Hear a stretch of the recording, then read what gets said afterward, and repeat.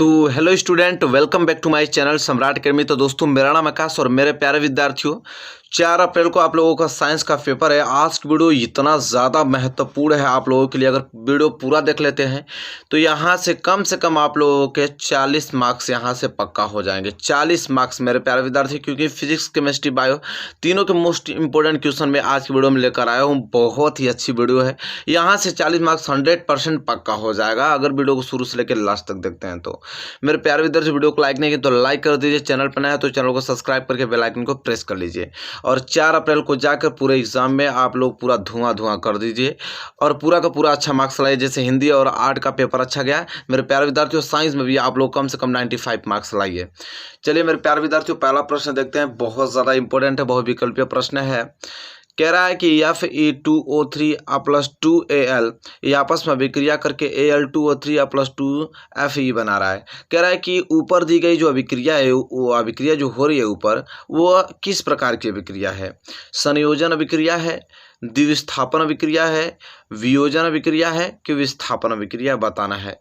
तो मेरे प्यारे विद्यार्थी, जैसा कि देख पा रहे हैं आप लोग, यहाँ पे जो Fe है, देखिए Fe और यहाँ पे एल्युमिनियम है। Fe मतलब लोहा है, एल्युमिनियम। देखिए एल्युमिनियम जो है ना, वो अधिक अभिक्रियाशील है लोहा से। तो देखिए लोहा को क्या कर दिया, विस्थापित करके अलग कर दिया है। और एल्युमिनियम देखिए ऑक्सीजन के साथ अभिक्रिया करके Al2O3 बना रहा है। तो मेरे प्यारे विद्यार्थियों, विस्थापित कर दिया, विस्थापित मतलब अलग कर दिया। तो विस्थापित करना मतलब विस्थापन अभिक्रिया है, कुछ सोचना ही नहीं है। ऑप्शन डी इस क्वेश्चन के लिए राइट आंसर हो जाएगा। ठीक है, मतलब ऊपर दी गई अभिक्रिया किस प्रकार की अभिक्रिया है? तो भाई विस्थापन अभिक्रिया है। क्या है? विस्थापन अभिक्रिया है। आई होप पहला प्रश्न क्लियर हो गया होगा। ठीक है, बहुत ज़्यादा इंपॉर्टेंट है, बहुत बार एग्जाम में आ चुका है। ठीक है प्रश्न, चलिए देखिए प्रश्न नंबर दूसरा। प्रश्न दूसरा है, कह रहा है कि क्षारीय विलयन का पीएच है। कह रहा है कि कोई भी क्षारीय अगर विलयन है तो उसका पीएच मान कितना होगा बताइए? 0 होगा, 7 होगा, 7 से कम होगा कि 7 से अधिक होगा? बताइए, वेरी वेरी मोस्ट इंपॉर्टेंट है। क्षारीय विलयन का पीएच मान क्या होता है? मेरे प्यारे विद्यार्थी, बता देना चाहूँगा कि जो क्षारीय विलयन का पीएच मान 7 से अधिक होता है। अगर वही 7 से कम रहता तो अम्लीय हो जाता। ठीक है, वही 7 रहता तो उदासीन हो जाता। ठीक है, क्लियर हो गया आप लोगों को? चलिए मेरे प्यारे विद्यार्थी, आई होप क्लियर हो गया होगा आप लोगों को। क्षारीय विलयन का पीएच मान क्या होता है? 7 से अधिक होता है। ऑप्शन नंबर डी इस क्वेश्चन के लिए राइट आंसर हो जाएगा, ऑप्शन नंबर डी। ठीक है, चलिए आगे प्रश्न बोलते हैं। आगे जो है वेरी मोस्ट इंपॉर्टेंट प्रश्न है कि निम्न में से कौन सी धातु अम्ल से हाइड्रोजन विस्थापित नहीं करती है? Fe, देखिए Fe मतलब लोहा, जिंक, कॉपर कि मैग्नीशियम। कह रहा है 4 ऑप्शन दिया है, 4 ऑप्शन बताना है कि कौन सा ऐसा धातु है जो अम्ल से, किससे? अम्ल से हाइड्रोजन विस्थापित नहीं करती है। तो हाइड्रोजन विस्थापित कौन नहीं करेगा? यहाँ पे जो एकदम कम अभिक्रियाशील होगा, जो हाइड्रोजन से कम अभिक्रियाशील तत्व होगा, वही हाइड्रोजन को विस्थापित नहीं करेगा। क्योंकि हाइड्रोजन से अधिक अभिक्रियाशील वाला तत्व हाइड्रोजन को तुरंत विस्थापित कर देगा। तो यहाँ पे विस्थापित नहीं करता, तो जाहिर सी बात है कि हाइड्रोजन से कम अभिक्रियाशील होने वाला है। ठीक है, तो क्या है? कॉपर है। क्योंकि मेरे प्यारे विद्यार्थियों, कॉपर एक ऐसा है, यहाँ पे चारों में से कॉपर एक ऐसा तत्व है कि कॉपर हाइड्रोजन से कम अभिक्रियाशील है। बाकी लोहा, जिंक और मैग्नीशियम जो है हाइड्रोजन से अधिक अभिक्रियाशील है, तो तुरंत विस्थापित कर देगा। तो कॉपर न बचा, कॉपर क्या है? अम्ल से हाइड्रोजन को विस्थापित नहीं करता है। ठीक है, क्योंकि कम अभिक्रियाशील वाला तत्व है हाइड्रोजन से। अगला प्रश्न देखिए, वेरी वेरी मोस्ट इंपोर्टेंट। अगला प्रश्न क्या है? एसिटिक अम्ल का IUPAC नाम है। वेरी वेरी मोस्ट इंपोर्टेंट है। कह रहा है कि एसिटिक अम्ल का IUPAC नाम क्या है? एसिटिक अम्ल, एथेनोइक अम्ल, मेथनोइक अम्ल कि प्रोपेनोइक अम्ल? बताए, very very most important question है। ठीक है, बहुत ज़्यादा महत्वपूर्ण प्रश्न है मेरे प्यारे विद्यार्थियों। तो एसिटिक अम्ल का जो IUPAC नाम होता है वो होता है एथेनोइक अम्ल। क्या होता है? एथेनोइक अम्ल होता है। ठीक है, बी जो है राइट आंसर हो जाएगा क्वेश्चन नंबर 4 के लिए। एसिटिक अम्ल का IUPAC नाम क्या है? एथेनोइक अम्ल है। चलिए आगे बढ़ते हैं। अगला प्रश्न वेरी वेरी मोस्ट इंपोर्टेंट प्रश्न है मेरे प्यारे विद्यार्थियों। यूरेनियम है। क्या बोल रहा है? यूरेनियम है। यूरेनियम क्या है? क्षार धातु, अधातु, रेडियो एक्टिव कि gas? Very very most important है। हमसे पूछ रहा है कि यूरेनियम क्या है, बहुत ज़्यादा महत्वपूर्ण है। तो यूरेनियम मेरे प्यारे विद्यार्थियों रेडियो एक्टिव है। ठीक है, क्या है? रेडियो एक्टिव तत्व है यूरेनियम। तो ऑप्शन सी क्वेश्चन नंबर 5 के लिए राइट आंसर हो जाएगा। ठीक है, चलिए क्वेश्चन नंबर 5वां क्लियर हो गया। क्वेश्चन नंबर 6 की तरफ बढ़ चलते हैं। चलिए अगला प्रश्न देखिए, वेरी वेरी मोस्ट इंपोर्टेंट प्रश्न है मेरे प्यारे विद्यार्थियों, कि स्वपोषी पोषण के लिए आवश्यक है, कह रहा है कि कोई भी स्वपोषी पोषण है तो स्वपोषी पोषण के लिए क्या आवश्यक है? कार्बन डाइऑक्साइड तथा जल, कि क्लोरोफिल, कि सूर्य का प्रकाश, कि उपयुक्त सभी। तो मेरे प्यारे विद्यार्थियों, जो स्वपोषी पोषण होता है वह इसके लिए जो सब आवश्यक है, मतलब कि कार्बन डाइऑक्साइड तथा जल, क्लोरोफिल, सूर्य का प्रकाश भी। जैसे पेड़ होता है तो पेड़ आपका स्वपोषी होता है क्योंकि वह स्वयं अपना भोजन प्राप्त करता है, ठीक है, सूर्य के प्रकाश की उपस्थिति में, सूर्य से प्रकाश से अभिक्रिया करके, ठीक है, वो अपना भोजन स्वयं बनाता है। तो उस समय कार्बन डाइऑक्साइड की भी आवश्यकता होती है, जल की भी होती है, क्लोरोफिल की भी आवश्यकता है और सूर्य के प्रकाश की भी आवश्यकता होती है। इसलिए उपयुक्त सभी होगा, स्वपोषी पोषण के लिए आवश्यक है सभी, ठीक है। चलिए अगला प्रश्न नंबर 7वां, वेरी वेरी मोस्ट इंपोर्टेंट, क्या है कि निषेचन के बाद पुष्प का, देखिए निषेचन के बाद पुष्प का कौन सा भाग जो है वो फल में बदल जाता है? बहुत ज़्यादा इंपॉर्टेंट प्रश्न है। निषेचन के बाद पुष्प का कौन सा भाग ऐसा है जो फल में बदल जाता है? पुंकेसर, वर्तिका, अंडाशय की बीजांड, बताए, बहुत ज़्यादा इंपॉर्टेंट है। तो मेरे प्यारे विद्यार्थियों, वो है अंडाशय। अंडाशय जो है वो निषेचन के बाद, ये पुष्प का भाग होता है अंडाशय, निषेचन के बाद यह अंडाशय जो है फल में बदल जाता है, ठीक है। चलिए आगे प्रश्न बढ़ेंगे। अगला प्रश्न वेरी वेरी मोस्ट इंपोर्टेंट प्रश्न है, क्या है अगला प्रश्न है कि पुरुष में, देखिए क्या लिखा है कि पुरुष में लिंग गुणसूत्र होता है। कह रहा है कि पुरुष में लिंग गुणसूत्र होता है, X Y, X X, Y के यक्स, बताए, वेरी वेरी मोस्ट इंपोर्टेंट है मेरे प्यारे विद्यार्थियों। पुरुष में जो लिंग गुणसूत्र होता है क्या होता है? तो होता है यक्स वायु होता है मेरे प्यारे विद्यार्थियों, और मादा में यक्स एक्स होता है। तो पुरुष में लिंग गुणसूत्र क्या होता है? यक्स वायु होता है, ठीक है, क्लियर। चलिए प्रश्न नंबर 8वां, तो प्रश्न नंबर 8वें के लिए क्वेश्चन नंबर फर्स्ट जो है राइट आंसर हो जाएगा। चलिए क्वेश्चन नंबर 9, कि समतल दर्पण, देखिए क्या लिखा है, समतल दर्पण की यहाँ पे फोकस दूरी होती है, समतल दर्पण की फोकस दूरी होती है 0, अनंत, 25 सेंटीमीटर की -25 सेंटीमीटर, बताइए। अब यहाँ पे समतल दर्पण है, क्या दे रखा है? समतल दर्पण। तो समतल दर्पण की फोकस दूरी मेरे प्यारे विद्यार्थियों अनंत होती है, क्या होती है? अनंत। समतल दर्पण की फोकस दूरी अनंत होती है, ठीक है। चलिए अगला प्रश्न वेरी वेरी मोस्ट इंपोर्टेंट प्रश्न है, बहुत ही ज़्यादा महत्वपूर्ण प्रश्न है मेरे प्यारे विद्यार्थियों। क्या है? यहाँ मैं बॉक्स बना देता हूँ ट्रिक लगाने के लिए। क्या है कि निर्वात में प्रकाश की चाल होती है, बहुत ज़्यादा इंपॉर्टेंट। निर्वात मतलब हवा, मतलब पूरा खुला। निर्वात में जो प्रकाश की चाल होती है 3 × 7 पे पावर और 10 पे पावर 7 मीटर पर सेकेंड, 2 × 10 पे पावर 8 मीटर पर सेकेंड, और सी है 3 × 10 पे पावर 8 मीटर पर सेकेंड, और ऑप्शन डी 3 × 10 पे पावर 10 मीटर पर सेकेंड। बताइए निर्वात में प्रकाश की चाल कितनी होती है? बहुत ज़्यादा आईएमपी प्रश्न है मेरे प्यारे विद्यार्थियों। सबको मालूम है कि निर्वात में प्रकाश की चाल 3 × 10 पे पावर 8 मीटर पर सेकेंड होता है, 3 × 10 पे पावर 8 मीटर पर सेकेंड। ऑप्शन सी जो है क्वेश्चन नंबर 10वें के लिए राइट आंसर हो जाएगा, ठीक है, बहुत ज़्यादा इंपॉर्टेंट है। चलिए ये प्रश्न क्लियर हो गया। चलिए अगला प्रश्न, प्रश्न नंबर 11, बहुत ज़्यादा इंपॉर्टेंट है। प्रश्न नंबर 11 क्या है मेरे प्यारे विद्यार्थियों? प्रश्न नंबर 11 है कि स्वस्थ आँख के लिए दूर बिंदु होता है। देखिए स्वस्थ आँख के लिए, अब यह दूर बिंदु पूछा है, निकट बिंदु नहीं पूछा है, दूर बिंदु। तो स्वस्थ आँख के लिए दूर बिंदु होता है, तो होता है अनंत पर, 25 सेंटीमीटर, 50 सेंटीमीटर, 100 सेंटीमीटर अनंत पर। देखिए स्वस्थ आँख के लिए दूर बिंदु अनंत पर, यही रहता। स्वस्थ आँख के लिए निकट बिंदु होता है तो हम 25 सेंटीमीटर लगाते, लेकिन यहाँ पे दूर बिंदु पूछा है तो हम अनंत पर लगाएंगे, क्योंकि आपकी अगर आँख स्वस्थ है तो आप अनंत तक देख सकते हैं। जैसे आप हम लोग चंद्रमा चांद को तो देख ही लेते हैं ना, तो यहाँ से पृथ्वी से है चांद की दूरी कितनी है? अनंत है। तो सब अगर आपकी आँख स्वस्थ है तो उसके लिए दूर बिंदु अनंत तक होता है, ठीक है। चलिए प्रश्न number 12 very very most important, क्या है? प्रतिरोध। देखिए क्या बोला है, प्रतिरोध का मात्रक होता है, बताइए, बहुत ज़्यादा इंपॉर्टेंट प्रश्न है। प्रतिरोध का मात्रक होता है ओम, कि ओम प्रति मीटर, कि ओम मीटर, कि मीटर प्रति ओम होता है, बताए, वेरी वेरी मोस्ट इंपोर्टेंट। प्रतिरोध का मात्रक होता है, तो प्रतिरोध का मात्रक मेरे प्यारे विद्यार्थियों ओम होता है। क्या होता है? ओम। क्वेश्चन नंबर 12 के लिए option number A right answer हो जाएगा। प्रतिरोध का मात्रक क्या होता है? ओम होता है। चलिए question number 13 very most important, क्या है कि ओम के नियम के अनुसार विभवांतर व धारा के बीच ग्राफ होगा। ओम के नियम के अनुसार विभवांतर, देखिए क्या बोला है, विभवांतर व धारा के बीच ग्राफ होगा किसके नियम के अनुसार, ओम के नियम के अनुसार। सरल रेखा, वृत्त, अर्धवृत्त की लगातार दिशा बदलती रेखा, तो सरल रेखा। मेरे प्यारे विद्यार्थियों, ओम के नियम के अनुसार विभवांतर और धारा के बीच जो ग्राफ होगा वो एक सरल रेखा है। बहुत ज़्यादा एमपी प्रश्न है मेरे प्यारे विद्यार्थियों, आई होप क्लियर हो गया होगा आप लोगों को। ठीक है, चलिए प्रश्न नंबर 14 देखिए, वेरी वेरी मोस्ट इंपोर्टेंट है। 14 कह रहा है कि कौन सा चुंबकीय क्षेत्र का मात्रक नहीं, बहुत ज़्यादा इंपॉर्टेंट है। कौन सा चुंबकीय क्षेत्र, क्या है, चुंबकीय क्षेत्र का मात्रक नहीं है। वेबर प्रति मीटर स्क्वायर, टेस्ला, गॉस कि न्यूटन प्रति एम्पियर स्क्वायर, बताए, वेरी वेरी मोस्ट इंपोर्टेंट है।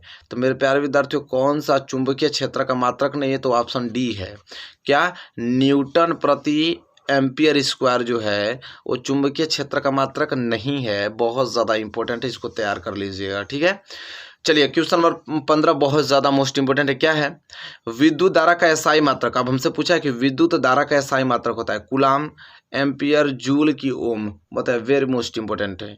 विद्युत धारा, धारा एम्पियर, बात खत्म। विद्युत धारा का एसआई मात्रक क्या होता है, एम्पियर होता है। ठीक है, चलिए मेरे प्यारे विद्यार्थी, आई होप आपको बहुविकल्पीय प्रश्न इतने सारे मोस्ट इंपोर्टेंट क्लियर हो गया होगा।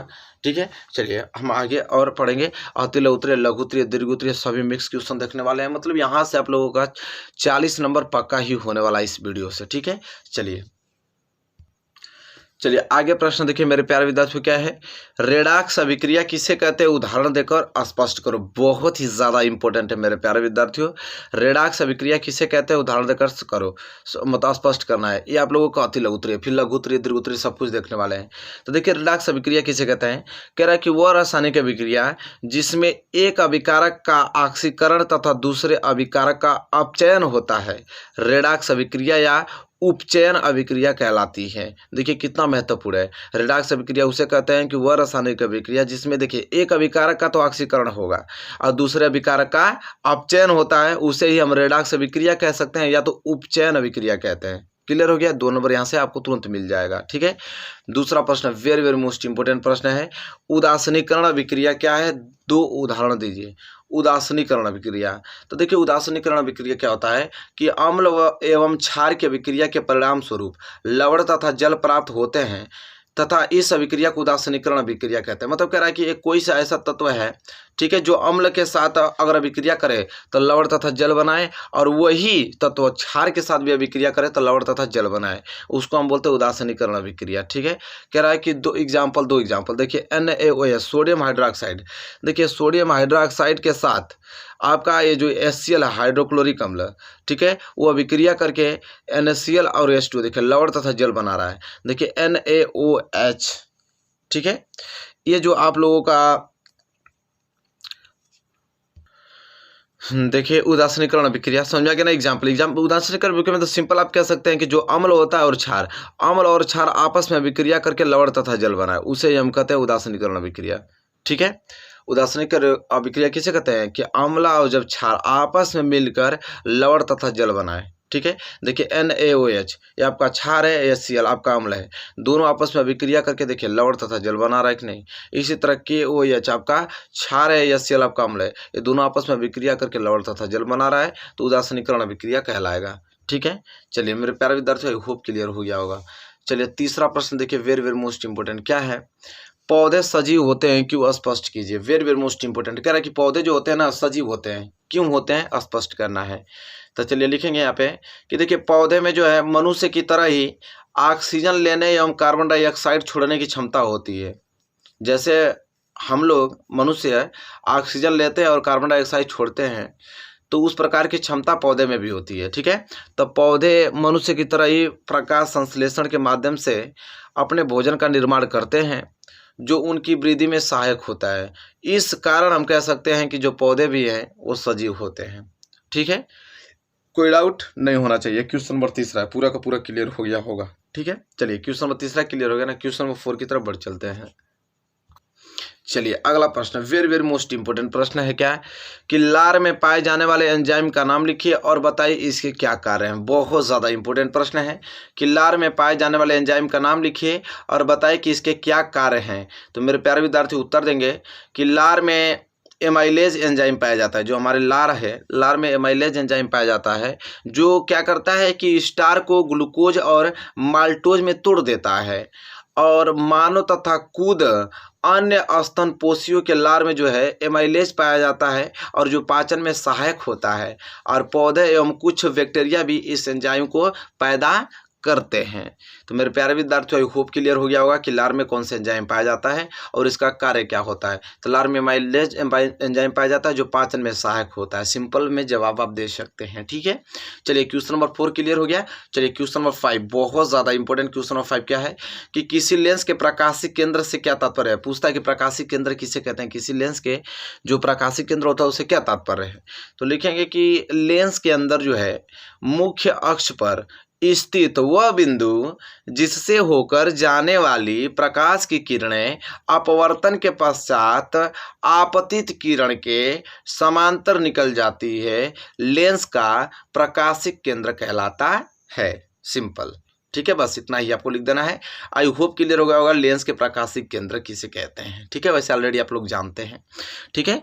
2 नंबर के लिए प्रश्न पूछा जाता है मेरे प्यारे विद्यार्थियों। आई होप क्वेश्चन नंबर 5 में क्लियर हो गया। क्वेश्चन नंबर 6, क्वेश्चन नंबर 6 तो वेरी वेरी मोस्ट इंपॉर्टेंट है कि नेत्र की समंजन क्षमता से क्या अभिप्राय। बहुत ज़्यादा महत्वपूर्ण है, जरूर देखने को मिलेगा 2022 बोर्ड एग्जाम में।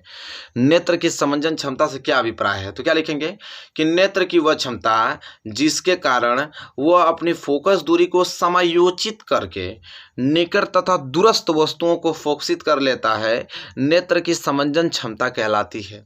कह रहा है कि नेत्र की वह क्षमता जिसके कारण वह अपनी जो फोकस दूरी को समायोजित करके निकट तथा दूरस्थ वस्तुओं को फोकसित कर लेता है, नेत्र की समंजन क्षमता कहलाता है, ठीक है। बहुत ज़्यादा मोस्ट एमपी मेरे प्यारे विद्यार्थियों। चलिए इसको याद कर लीजिएगा। क्वेश्चन नंबर 6 बहुत ज़्यादा इंपॉर्टेंट है, याद करके ही आपको जाना है। चलिए प्रश्न नंबर 7वां क्या है, बहुत ज़्यादा एमपी प्रश्न है। क्या है, सिंपल है। अमीटर का क्या कार्य है, इसे परिपथ में किस प्रकार जुड़ते हैं। अमीटर, तब मेरे प्यारे विद्यार्थियों देखिए, अमीटर जो होता है ना, वो परिपथ में धारा मापने तथा जो वोल्ट मीटर होता है वो परिपथ के सिरों के बीच विभवांतर मापने के लिए प्रयुक्त किए जाते हैं। देखिए विद्युत परिपथ में जो अमीटर को श्रेणी क्रम में तथा वोल्ट मीटर को समांतर क्रम में लगाया जाता है। समझ में आ गया ना आपको। अमीटर जो होता है वो धारा नापता है, वोल्ट मीटर आपका दो सिरों के बीच विभवांतर नापता है। अमीटर को हम श्रेणी क्रम में लगाते हैं और वोल्ट मीटर को हम समांतर क्रम में लगाते हैं। बस बात खत्म। इतना ही पॉइंट आपको फैक्ट याद करके जाना है। क्वेश्चन नंबर 7वां क्लियर हो गया मेरे प्यारे विद्यार्थियों। तो क्वेश्चन नंबर 8वें की तरफ बढ़ चलते हैं। चलिए क्वेश्चन नंबर 8वां वेरी वेरी मोस्ट इंपोर्टेंट है। प्रश्न नंबर 8वां क्या है, ओम का नियम लिखे। देखिए बहुत ज़्यादा महत्वपूर्ण प्रश्न है मेरे प्यारे विद्यार्थियों। कह रहा ओम का नियम लिखे, तो हेडिंग डालेंगे ओम का नियम और लिखेंगे कि ओम के नियम के अनुसार जब भौतिक अवस्थाएं जैसे ताप आदि, देखिए ताप समान रहना चाहिए। तो कह रहा है कि किसी चालक में जो प्रवाहित होने वाली जब धारा होगी वो उसके सिरों के बीच जो विभवांतर के समानुपाती होता है। क्या होता है, समानुपाती होता है। ठीक है, इसका मतलब है कि यदि किसी चालक के सिरों पर लगा विभवांतर अगर V है और उसके और मतलब उसमें बहने वाली जो धारा I है, तो आप कह सकते हैं कि विभवांतर समानुपाती है धारा के, या अनुपातिक अनुक्रमणपाती कह सकते हैं। समानुपातिक है या अनुक्रमणपाती के, बात ये कही है। तो V अनुक्रमणपाती I के, तो V बराबर क्या हो जाएगा, अगर अनुक्रमणपाती का चिन्ह हटाऊं तो स्थिरांक गुणे I आ जाएगा और स्थिरांक में R कह सकता हूं। तो कह रहा है इस स्थिरांक को चालक का प्रतिरोध कहते हैं। यदि प्रतिरोध R हो तो इस जो स्थिरांक है इसे चालक का प्रतिरोध कहते हैं, जिसको R से डिनोट करते हैं। तो V बराबर R गुणे I हो जाएगा और यहाँ से प्रतिरोध निकालना चाहूँगा तो V बटे I हो जाएगा। बस सिंपल। तो सिंपल आ गया। ओम का नियम क्या कहता है, ओम का नियम यही कहता है कि ओम के नियम के अनुसार अगर भौतिक अवस्थाएं अगर ताप को समान कर दिया जाए तो मेरे प्यारे विद्यार्थियों उसमें यह होगा कि चालक में जो प्रवाहित होने वाली धारा होगी ना, उनके बीच सिरों के बीच जो विभवांतर होगा उसके समानुपाती होता है। जैसे जैसे धारा बढ़ेगा तो विभवांतर भी आप लोगों को बढ़ता जाएगा, जैसे जैसे धारा घटेगा तो विभवांतर भी घटता जाएगा। मतलब एक दूसरे के क्या होता है, अनुक्रमणपाती होता है। ठीक है, या तो आप कह सकते हैं समानुपाती होता है। ठीक है, कोई दिक्कत नहीं होना चाहिए। चलिए प्रश्न number 9 very most important, length का नियम क्या है, बहुत ज़्यादा इंपोर्टेंट। लेंज का नियम क्या है, 2 लाइन का आंसर है, देंगे 2 नंबर मिल जाएगा। तो लेंज का नियम क्या है, तो लिखेंगे कि लेंज के नियम के अनुसार प्रेरित विद्युत वाहक बल सदैव उस कारण का विरोध करता है कि जिसके द्वारा बल स्वयं उत्पन्न होता है। कह रहा है कि लेंज के नियम के अनुसार जो प्रेरित विद्युत वाहक बल होता है सदैव उस कारण का विरोध करता है जिसके द्वारा बल जो है वो स्वयं उत्पन्न होता है, वही लेंज का नियम है। ठीक है, चलिए प्रश्न नंबर 10वां देखिए क्या है कि एक समान चुंबकीय क्षेत्र में स्थित धारावाही चालक पर लगने वाले बल का सूत्र लिखे। पूछ लेता है कि एक समान अगर चुंबकीय क्षेत्र में स्थित धारावाही चालक पर लगने वाले बल का सूत्र तो F बराबर BIL sin थीटा होता है। BIL sin थीटा, F बराबर BIL sin थीटा, इसको याद रखिएगा, बहुत ज़्यादा इंपॉर्टेंट है। ठीक है, ये प्रश्न नंबर 10वां मेरे प्यारे विद्यार्थियों, आई होप क्लियर हो गया। चलिए अगला प्रश्न है कि चित्र द्वारा दिखाना है कि दो अभिसारी लेंसों को किस प्रकार व्यवस्थित किया जाए कि समांतर आने वाली जो किरणें होंगे वो लेंसों से गुजरने के बाद पुनः समांतर हो जाए। ठीक है, तो देखिए लेंस को मुझे एक दूसरे के सटीक सामने यहाँ पे लगाना पड़ेगा, क्योंकि देखिए यहाँ से प्रकाश की किरणें आ रहा है, तो जब समांतर प्रकाश किरणें आता है मुख्य इसके समानांतर तो मुख्य फोकस होकर जाता है। इसके जस्ट आगे तुरंत अगर दूसरा लेंस लगाए तो वहाँ से आएगा तो फिर पुनः समांतर चला जाएगा। तो वही कह रहा है कि चित्र के माध्यम से बताइए कि कोई भी दो अभिसारी लेंस है उसको किस प्रकार व्यवस्थित करें कि समांतर आने वाली किरणें, देखिए समांतर आने वाली किरणें जो है वो लेंसों से गुजरने के बाद पुनः फिर देखिए समांतर हो जा रही हैं। तो लेंसों को एक दूसरे के सामने हमें एकदम सटीक लगाना पड़ेगा। ठीक है, ये चित्र के माध्यम से पूछा तो चित्र के माध्यम से हो गया। लेंस पहला है, लेंस दूसरा, देखिए जस्ट सामने हमने वहाँ पे लगाया हुआ है। अगला प्रश्न बहुत ज़्यादा इंपॉर्टेंट है। यह प्रश्न आप लोगों के 4 नंबर के लिए प्रश्न पूछे जाते हैं, कभी कभी 6 नंबर में भी आ जाता है कि एक किरण आरेख द्वारा प्रिज्म से श्वेत प्रकाश के विक्षेपण को समझाइए। तो देखिए सबसे पहले तो हम चित्र बनाएंगे। ये श्वेत प्रकाश की किरणें जब प्रिज्म से गुजरता है तो 7 रंगों में व्यक्त हो जाता है। देखिए लाल, नारंगी, पीला, हरा, नीला, आसमानी, बैगनी, बैगनी, पीला, लाल। ठीक है, इसका फार्मूला होता है। ठीक है, यहाँ पे तो आई होप क्लियर हो गए। तो पहले चित्र माध्यम से आप लोगों का, और ये आप लोगों का आपतन कोण है, ये आपका प्रिज्म कोण है। ठीक है, क्लियर हो गया। चलिए तो फिगर से आप लोग आई विचरण कोण है, तो फिगर आपको बनाना है, लेकिन इसके बारे में पूरा डिटेल में लिखना पड़ेगा ना 4 नंबर के लिए। तो हेडिंग डालेंगे वर्ड विक्षेपण, और वर्ड विक्षेपण हेडिंग डालने के बाद लिखेंगे यहाँ पे कि यदि हम एक पतले छिद्र से आते हुए श्वेत प्रकाश, मतलब कि श्वेत प्रकाश तो सूर्य का प्रकाश को एक कांच के प्रिज्म से अगर गुजारें तो जो श्वेत प्रकाश के अपने अवयवी रंगों में विभाजित होने की प्रक्रिया ही प्रकाश का वर्ड विक्षेपण कहलाती है। ठीक है, कह रहा है कि जब सूर्य के प्रकाश की कोई किरण और किसी प्रिज्म में से गुजरती है तो यह प्रिज्म के आधार की ओर झुकने के साथ साथ विभिन्न रंगों में क्या होती है, विभाजित हो जाती है। इस प्रकार उत्पन्न विभिन्न रंगों के प्रकाश के समूह को हम क्या कहते हैं, वर्णक्रम स्पेक्ट्रम कहते हैं। जो पूरा 7 रंगों का समूह है उसको हम वर्णक्रम या स्पेक्ट्रम कहते हैं। ठीक है, कह रहा है कि इस वर्णक्रम में विभिन्न रंगों का क्रम प्रिज्म के आधार की ओर से क्रमशः बैगनी, नीला, आसमानी, हरा, पीला, नारंगी व लाल होता है। और इससे ज्ञात होता है कि सूर्य का जो प्रकाश है वो विभिन्न रंगों के प्रकाश से मिलकर बना है। प्रिज्म इन रंगों के प्रकाश को अलग अलग कर देता है क्योंकि प्रिज्म का जो अपवर्तनांक है वह भिन्न भिन्न रंगों के प्रकाश के लिए अलग अलग होता है। अतः सूर्य के प्रकाश का जो वर्णक्रम में विभिन्न वर्ण दिखाई देते हैं, और इस प्रयोग से सिद्ध होता है कि सूर्य का जो प्रकाश है वो विभिन्न रंगों से प्रकाश का सम्मिश्रण है, मतलब विभिन्न रंगों से मिलकर बना है सूर्य का प्रकाश, मतलब इस प्रयोग से यह सिद्ध होता है। ठीक है, चलिए मेरे प्यारे विद्यार्थियों, आई होप आपको क्लियर हो गया होगा। वेरी वेरी मोस्ट इंपॉर्टेंट था। ठीक है, चलिए अगला प्रश्न बढ़ लेते हैं। चलिए मेरे प्यारे विद्यार्थियों, अगला प्रश्न वेरी वेरी मोस्ट इंपोर्टेंट प्रश्न है। क्या है कि श्वसन तथा दहन में अंतर लिखिए। बहुत ज़्यादा इंपॉर्टेंट है मेरे प्यारे विद्यार्थियों, श्वसन तथा दहन में अंतर लिखिए। एक साइड आपको श्वसन डालना है, एक साइड आपको दहन डालना है। श्वसन में लिखना है कि यह जैविक नियंत्रण में होने वाली जैव रासायनिक ऑक्सीकरण क्रिया है। कौन? श्वसन। यह जैविक नियंत्रण में होने वाली जैव रासायनिक ऑक्सीकरण क्रिया है श्वसन। और दहन जो है यह अनियंत्रित रासायनिक ऑक्सीकरण की क्रिया है। यह अनियंत्रित रासायनिक ऑक्सीकरण की क्रिया है। कौन? दहन। इसके बाद श्वसन में दूसरा पॉइंट लिखना है कि जो श्वसन होता है, यह क्रिया जो होता है वो सामान्य ताप मतलब 25 से 45 डिग्री सेल्सियस पर होती है। तथा इसमें कम ऊर्जा उत्पन्न होती है शोषण में, लेकिन दहन में तो यह क्रिया उच्च ताप पर होती है तथा इसमें जो होता है उच्च ऊष्मा ऊर्जा उत्पन्न होती है। ठीक है, चलिए अगला अंतर है श्वसन में लिखेंगे कि यह क्रिया एंजाइम की सहायता से होती है। कौन? श्वसन। लेकिन दहन, इसमें एंजाइम की कोई आवश्यकता नहीं होती है। चलिए मेरे प्यारे विद्यार्थियों, श्वसन और दहन में अंतर पूछता है, तैयार करके ही या बोर्ड एग्जाम में पहुंचना है आप लोगों को। चलिए नेक्स्ट प्रश्न नंबर 7 और 6 कि जीवों के जनन की विखंडन एवं खंडन विधि को उदाहरण सहित स्पष्ट करिए। कह रहा है कि जीवों की जो जनन की विखंडन और खंडन विधि है उसको उदाहरण के द्वारा समझाना है। सबसे पहले आप हेडिंग डालें विखंडन, और विखंडन हेडिंग डालने के बाद लिखेंगे इसमें कि इस विधि में कोशिका जो होता है 2 भागों में विभाजित होकर नई संतति कोशिका का निर्माण करती है। ठीक है, उसे बोलते हैं विखंडन। कह रहा है इस विधि में जो कोशिका होता है ना 2 भागों में विभाजित होकर नई संतति कोशिका का निर्माण करता है, जिसे हम बोलते हैं विखंडन। जैसे में आपका जीवाणु हुआ, यूग्लिना हुआ। ठीक है, ये आपका विखंडन है। इसके बाद खंडन कि इसमें सुकाय के कायिक सूत्र या तंतु टूट जाते हैं तथा इन टूटे सूत्रों का प्रत्येक भाग वृद्धि करके नए पादप का निर्माण कर लेता है। जैसे आपका शैवाल हुआ, कवक हुआ, ये आपका खंडन है। तो विखंडन और खंडन को हमने अच्छे तरीके से एक्सप्लेन किया उदाहरण सहित। मेरे प्यारे विद्यार्थियों, आई होप ये प्रश्न क्लियर हो गया होगा। चलिए नेक्स्ट प्रश्न की तरफ बढ़ चलते हैं। चलिए अगला प्रश्न बहुत ज़्यादा इंपॉर्टेंट है। क्या है कि पुरुषों में पाए जाने वाले लिंग गुणसूत्र का विवरण दीजिए। बहुत ज़्यादा इंपॉर्टेंट है मेरे प्यारे विद्यार्थियों कि पुरुषों में पाए जाने वाले लिंग गुणसूत्र का विवरण।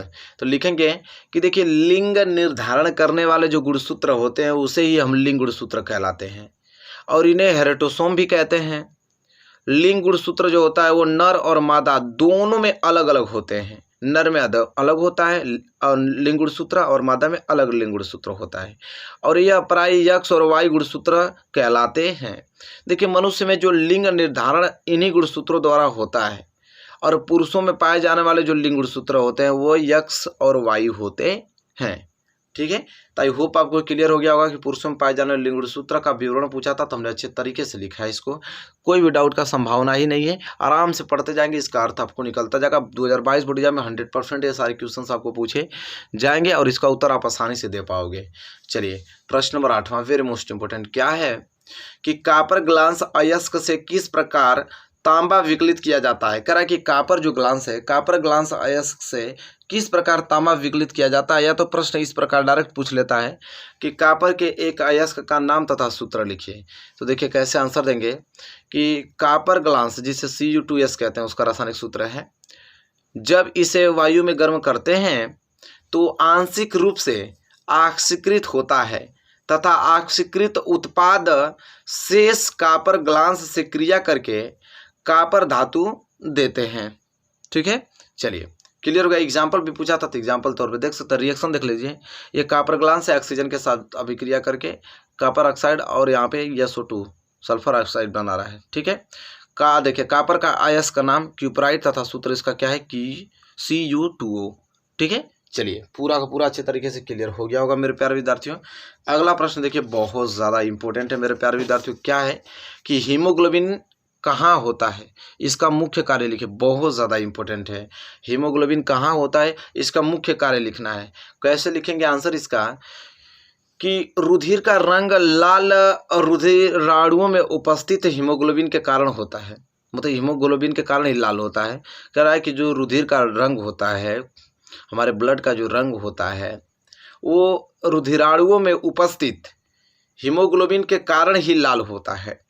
और हीमोग्लोबिन एक लौह संयुक्त प्रोटीन है जिसमें ऑक्सीजन और कार्बन डाइऑक्साइड के साथ जुड़ने की जो क्षमता होती है उसे हीमोग्लोबिन ऑक्सीजन कणों को वायु कोशों से प्राप्त कर किसमें ऑक्सीहीमोग्लोबिन में परिवर्तित हो जाता है, और ऑक्सीजन का शरीर के सभी अंगों तक क्या करता है, परिवहन करता है।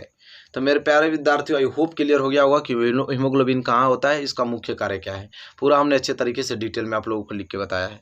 चलिए अगला प्रश्न वेरी मोस्ट इंपॉर्टेंट है कि उदाहरण देते हुए खनिज तथा अयस्क को स्पष्ट कीजिए कि खनिज क्या होता है, अयस्क क्या होता है। ठीक है, तो चलिए मेरे प्यारे विद्यार्थियों एक साइड आप खनिज डालिए, एक साइड अयस्क डालिए।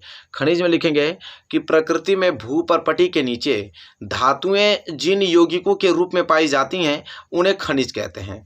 कह रहा है कि प्रकृति के भूपर्पटी के नीचे धातुएं जो होती हैं जिन यौगिकों के रूप में पाई जाती हैं उन्हें हम खनिज कहते हैं। और अयस्क में लिखेंगे कि जिन खनिज में धातु जो होता है अधिक मात्रा में उपस्थित हो तथा उससे धातु को आसानी से हम एवं कम खर्च में प्राप्त कर सकते हैं उसे हम अयस्क कहते हैं। ठीक है। फिर कह रहा है कि सभी अयस्क जो होते हैं वो खनिज होते हैं, लेकिन सभी खनिज जो है अयस्क नहीं होते हैं, ये अयस्क में लिख देना है। उदाहरण में पूछा था खनिज का उदाहरण, जैसे कापर पाइराइट CuFeS2, और अयस्क हैं आपके आयरन, सिल्वर, AgCl। ठीक है, उदाहरण भी हमने एक दे दिया आप लोगों को ताकि अंतर पूरा क्लियर हो पाए। चलिए मेरे प्यारे विद्यार्थियों, आई होप यहाँ तक क्लियर हो गया आप लोगों को। चलिए अब हम लोग लघु उत्तरीय प्रश्न देखेंगे। ठीक है, चलिए very very most important question आ गया आपकी स्क्रीन पे कि अमाशय किसे कहते हैं, इसके 3 प्रमुख कार्य लिखे। या तो क्वेश्चन इस तरह डायरेक्ट पूछता है कि अमाशय में अम्ल की भूमिका क्या है, बहुत ज़्यादा इंपॉर्टेंट है। तो चलिए मेरे प्यारे विद्यार्थियों अच्छे से पढ़ते हैं। तो देखिए अमाशय जो होता है वो उदर गुहा में स्थित कैपिटल Z आकार की थैली नुमा संरचना है और यह आहार नाल का सबसे चौड़ा भाग है जिसकी लंबाई लगभग 24 सेंटीमीटर तथा चौड़ाई 10 सेंटीमीटर होती है। ठीक है, अमाशय के प्रमुख कार्य निम्नलिखित है। अमाशय के क्या कार्य हैं भाई, देखते हैं एक एक करके। पहला कार्य है अमाशय का कि अमाशय में पेशीय क्रमाकुंचन गति के कारण भोजन लुगदी में रूपांतरित होता है। ठीक है, और दूसरा कि जठर रस में उपस्थित HCl भोजन को सड़ने से बचाता है तथा जीवाणुओं को नष्ट करता है।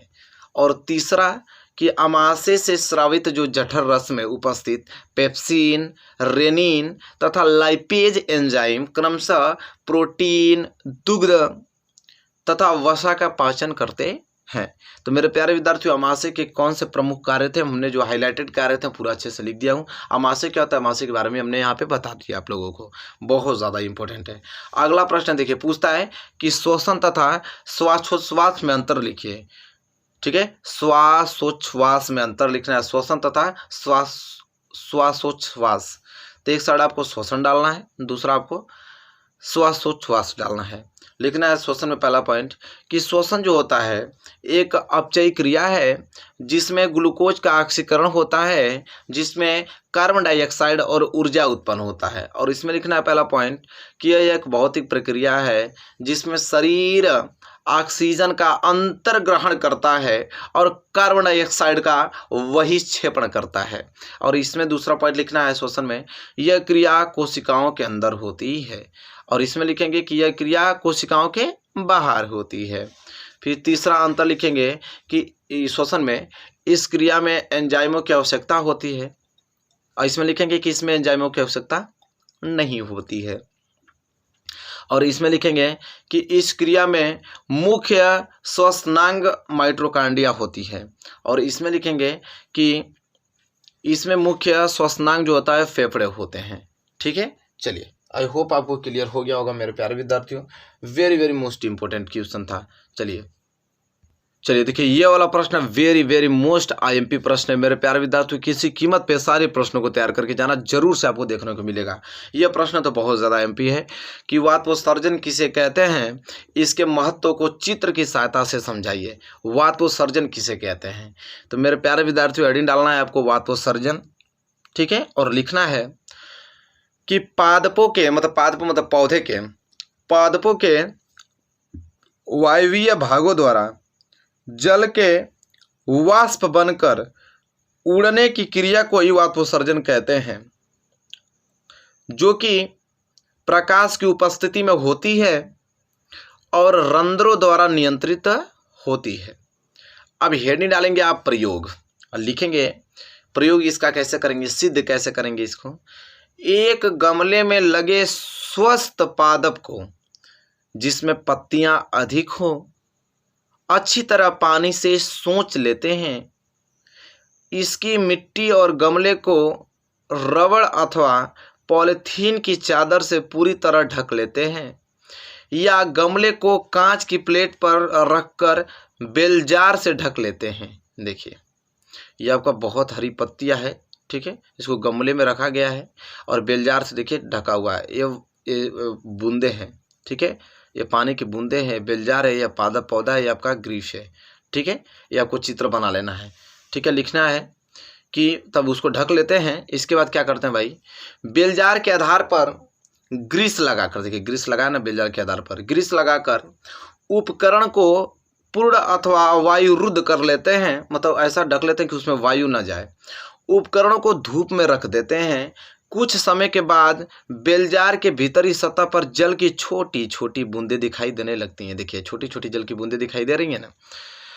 इस प्रयोग से सिद्ध होता है कि पादप के वायवीय अंगों से जलवाष्प निकलती है, जो संघनित होकर जल की बूंदों के रूप में एकत्र हो जाती है, और इससे स्पष्ट है कि पादपों में वाष्पोत्सर्जन होता है। क्लियर? चलिए मेरे प्यारे विद्यार्थियों, ये प्रश्न बहुत ज़्यादा इंपॉर्टेंट था, किसी कीमत पे आपको इसी तैयार करके ही आपको जाना है। बहुत ज़्यादा आईएमपी प्रश्न था। चलिए नेक्स्ट प्रश्न की तरफ बढ़ चलते हैं। चलिए अगला प्रश्न बहुत ज़्यादा इंपॉर्टेंट है वाला प्रश्न है, विक्राणु जिसे नेफ्रॉन कहते हैं। विक्राणु नेफ्रॉन का स्वच्छ नमाची चित्र बनाइए तथा इनके कार्य का वर्णन कीजिए। देखिए सबसे पहले इसका मैं कार्य बता देता हूँ, चित्र बना के लेकर आया हूँ मैं मेरे प्यारे विद्यार्थियों। इंपॉर्टेंट क्वेश्चन है, ठीक है, बहुत ज़्यादा।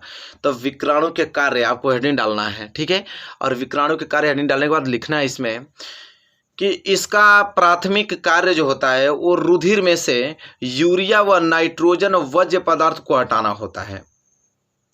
इसके अतिरिक्त इसके अन्य कार्य जो है अमोनिया, विष, औषधि, रंग पदार्थों, हाइड्रोजन या पोटेशियम आयन जल आदि की मात्रा को रुधिर में कम करके और रुधिर की जो समस्थैतिकता को बनाए रखता है, चाहे बनाए रखना होता है। और यह मूत्र का निर्माण व चयनात्मक पुनरावशोषण द्वारा लाभदायक पदार्थों को वापस रुधिर में पहुंचाने का कार्य भी करता है। और देखिए विक्राणु नेफ्रॉन का चित्र यह इसी प्रकार नेफ्रॉन बनेगा। देखिए पूरा का पूरा चित्र आपको दिखाई दे रहा होगा मेरे प्यारे विद्यार्थियों। यह वृक्क धमनी की शाखा है, यह वाला पोर्शन अभिवाही धमनियाँ है, यह आपका केशिका गुच्छा है, यह वाला पोर्शन आपका अपवाही नलिका कहलाएगा, यह वाला आपका समीपस्थ कुंडली नलिका कहलाएगा, यह आपका अवरोही नलिका है, और ये दोनों वाला भाग रुधिर कोशिकाओं की जाल है, यह आपका हेनरे का लूप है। ये वाला पोर्शन आपका आरोही नलिका कहलाता है, ये वाला संग्रह वाहिनी कहलाता है, ये वाला पोर्शन रुधस्थ कुंडिका नलिका कहलाता है। ये पूरा का पूरा हमने चित्र विक्राणु नेफ्रॉन का चित्र बनाया है मेरे प्यारे विद्यार्थियों, और ये ज़रूर से आप लोगों के एग्जाम में पूछा जाएगा। इसको आपको तैयार करके ही आपको बोर्ड एग्जाम में पहुँचना है, बहुत ज़्यादा इंपॉर्टेंट है, ठीक है। चलिए क्लियर हो गया, नेक्स्ट प्रश्न की तरफ बढ़ चलते हैं। चलिए मेरे प्यारे विद्यार्थियों, यह प्रश्न तो 7वां है, 7.5 नंबर का प्रश्न पूछा जाता है। इतना ज़्यादा इंपॉर्टेंट कि इस बार हमको लगता है 2022 बोर्ड एग्जाम में यही प्रश्न आएगा, ठीक है। 7 नंबर बिल्कुल इस प्रश्न से तैयार हो जाएगा। इस प्रश्न को थोड़ा सा भी इग्नोर नहीं करना मेरे प्यारे विद्यार्थियों। कि विद्युत मोटर का नामांकित चित्र बनाइए तथा इसकी कार्यविधि समझाइए और इसका उपयोग किस प्रकार ऊर्जा रूपांतरण में होता है। यह प्रश्न इतना ज़्यादा इंपॉर्टेंट है, आप इसको इग्नोर कर ही नहीं सकते हैं। यह आपको जरूर 2022 बोर्ड एग्जाम में देखने को मिलेगा। दीर्घ उत्तरी में जाके देख लीजिएगा, 7 नंबर तुरंत क्लियर हो जाएगा। तो चलिए विद्युत मोटर का पूरा चित्र वगैरह अच्छे से डिटेल में इसको हम लोग जानकारी प्राप्त करेंगे। देखिए सबसे पहले उत्तर में लिखेंगे क्या कि विद्युत मोटर जो है एक ऐसा यंत्र है जो विद्युत ऊर्जा को यांत्रिक ऊर्जा में क्या करता है, बदलता है। विद्युत मोटर एक ऐसा यंत्र है कि विद्युत मोटर क्या करता है, विद्युत ऊर्जा को यांत्रिक ऊर्जा में बदलता है। देखिए हेडिंग फिर डालेंगे सिद्धांत, क्या डालेंगे, सिद्धांत। लिखेंगे कि विद्युत मोटर का जो सिद्धांत है वो इस तथ्य पर आधारित है कि जब किसी कुंडली को अगर चुंबकीय क्षेत्र में रखकर उसमें विद्युत धारा प्रवाहित की जाती है तो कुंडली पर एक बलयुग्म कार्य करने लगता है जो कुंडली को उसके अक्ष पर घुमाने का प्रयास करता है। यदि कुंडली अपने अक्ष पर घूमने के लिए स्वतंत्र हो तो वह घूमने लगती है। यह आपका सिद्धांत है, ठीक है। चलिए सिद्धांत के बाद आपको संरचना डालना है। संरचना कि विद्युत मोटर के 4 मुख्य भाग हैं, तब भाई संरचना बनाना पड़ेगा ना इसका। तो देखिए पूरा इसके 4 भाग होते हैं। एक तो क्षेत्र चुंबक होता है, दूसरा आपका विभक्त वलय होता है, आर्मेचर तीसरा होता है, ब्रूस चौथा होता है। ये 4 भाग होते हैं। इसी प्रकार फिगर देख लीजिए, पूरा सेम इसी प्रकार आपको फिगर बनाना है। ठीक है, तो 4 भाग आपको समझ में आ गया ना। चलिए फिगर को नोट कर लीजिएगा, स्क्रीनशॉट ले लीजिए। इसी प्रकार आप लोगों को बनाना है। इसके आगे लिखिए, देखिए क्या लिखा है कि विद्युत मोटर के 4 प्रमुख भाग होते हैं। कौन कौन?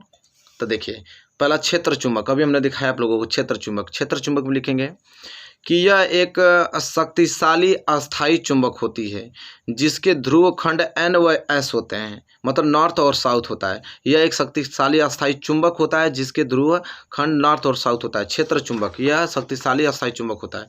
देखिए N और S, ये जो बड़ा बड़ा पोर्शन आपको दिखाई दे रहा है, ये चुंबक होता है। ये आपका नॉर्थ है, ये आपका साउथ पोल है। ठीक है, ये आपका चुंबक होता है। ठीक है, इसके बाद दूसरा होता है आर्मेचर। आर्मेचर क्या होता है कि यह तांबे के तार के अनेक फेरों वाली एक आयताकार कुंडली ABCD होती है।